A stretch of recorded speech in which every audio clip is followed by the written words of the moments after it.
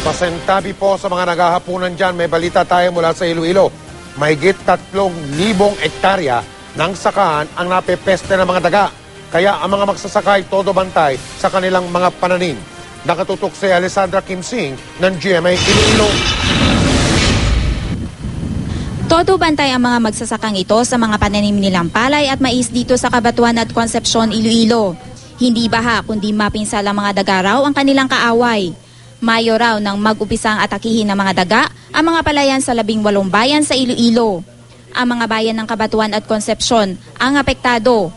Ayon sa Provincial Agriculture Office, tinatayang mahigit 3,000 hektarya ng sakahan ang napeste ng daga.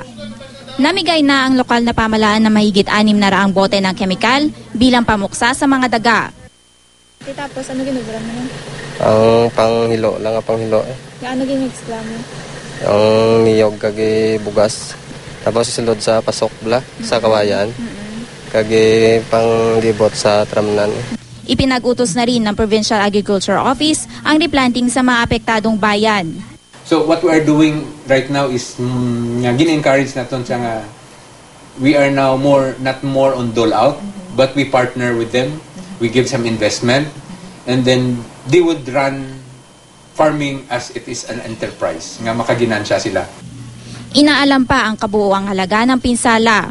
Nangako naman ng lokal na pamahalaan na tututukan ng problemang ito, lalo't kilala ang Iloilo bilang rice granary sa Western Visayas.